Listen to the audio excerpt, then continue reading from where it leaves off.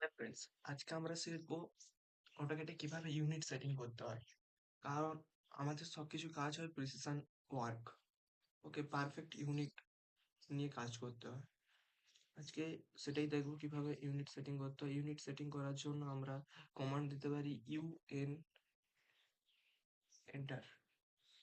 এ দেখুন, এখান থেকে তোমরা ডেসিমেল বা উম, যে টেক্সচারাল করার দরকার নেই, ডেসিমেলই রাখবে। জাস্ট মিলিমিটার, মিলিমিটার আছে এখানে, সেন্টিমিটার আছে, আমাদের যেটাতে কাজ হয় ওটাতে করবে। ওকে, এখান থেকে তোমরা ইউনিট সেটিং করতে পারবে।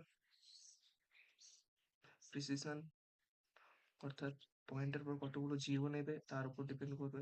আমি 0.00 নিতে পারি, 0.00, 0.0।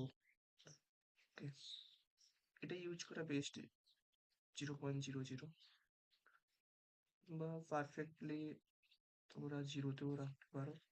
ওকে,